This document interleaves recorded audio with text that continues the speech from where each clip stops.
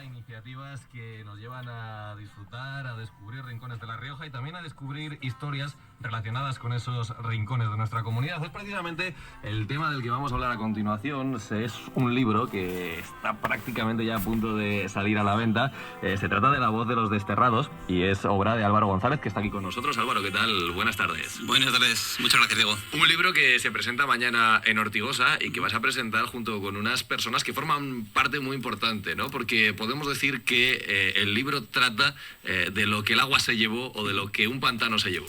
Sí, eso es. Es un libro que está escrito en primera persona por los últimos habitantes de una de las aldeas despobladas de La Rioja y probablemente una de las más desconocidas, porque prácticamente nadie, y sobre todo fuera de allí, prácticamente nadie sabe su existencia, incluso se sorprenden cuando se habla del tema, ¿no?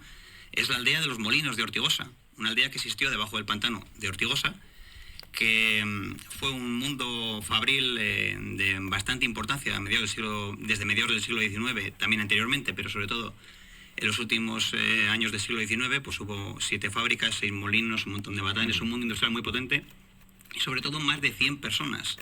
20, 30 familias que vivían allí y que han quedado pues olvidados, su historia sepultada bajo las aguas. Porque cuando hablamos en La Rioja de un pueblo bajo las aguas, todo el mundo lo primero que piensa es Mansilla, ¿no? Es el icono que nosotros tenemos aquí, pero hay más historias. Hay más historias. Está, por supuesto, Mansilla, un pueblo que además, como no quedó derruido, sino que prácticamente, bueno, cuando lo cubrió el pantano estaba en pie, luego se ha ido cayendo con el deterioro lógico de estar bajo el agua tantos años, pero quedó en pie y hoy en día pues se ha convertido prácticamente en una especie de parque temático de la despoblación o de la España sumergida, ¿no? Pero también tenemos Pajares, que la aldea de Pajares de Lumbreras quedó completamente anegada por el pantano de Pajares y además esas casas se derruyeron, con lo cual ahí no queda nada y por la situación tampoco podrían visitarse porque está justo en el centro del pantano.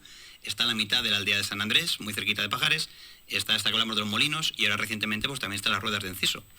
¿Ha sido fácil dar con los descendientes, con las personas que tenían vinculación? Bueno, ha sido una serie de casualidades muy bonitas, porque al principio parecía que había muy poca gente que quedase. Es un pantano que la gente se fue en el año 46, más o menos.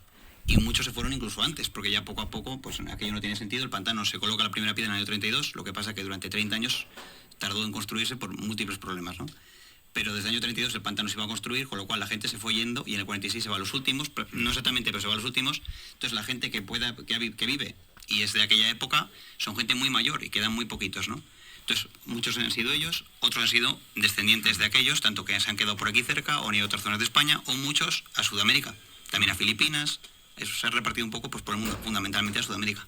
¿Qué te han contado? ¿Qué historias has levantado de las aguas? Pues es unas historias, la verdad que ha salido un libro que yo no quería tampoco que fuera sensiblero ni caer en la lágrima fácil, ¿no? Pero es un libro que por la propia historia, pues evidentemente es muy emotivo. Porque no solo, claro, al final cuando cuentan su historia, como es una historia tan común a tantas y tantas personas en España y fuera de España que han sufrido lo mismo, por al final cuando alguien te habla de cómo fue el viaje a Sudamérica, de cómo fue despedirse de su familia, de que su padre murió sin volver a ver a sus hermanos, cuando alguien te habla de historias de la guerra y de la posguerra, no solo de la represión, también de lo mal que lo pasaron cuando no tenían prácticamente de comer, cuando tenían que ir por las noches y sin que les pillasen a otros pueblos a comprar o a traer vino oculto en pellejos de aceite, por ejemplo, ¿no? Aceite oculto en pellejos de vino. O cuando te cuentan cómo se fueron a barrios de aluvión, barrios obreros de ciudades industriales y cómo tuvieron que hacerse las casas ellos mismos. Al final son historias comunes a muchísima gente, no solo te cuentan su historia, al final están poniendo voz un poco a todos los desterrados de ese mundo. ¿Te ha sorprendido la cantidad de datos, de historias que has encontrado? Porque partíamos casi de un desconocido, ¿no? Para al final alumbrar un libro.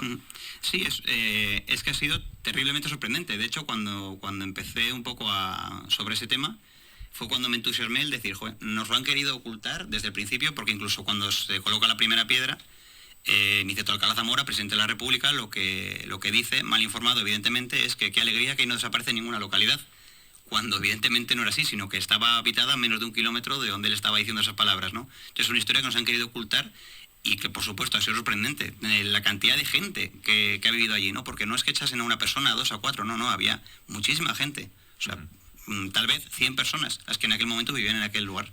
Pues historias que podemos encontrar en La voz de los desterrados, que sale a la venta, si no me equivoco, el 7 de septiembre. Así es. Mañana la presentación oficial en Ortigosa a las 7:30. Un lugar en el que te van a acompañar, ¿no?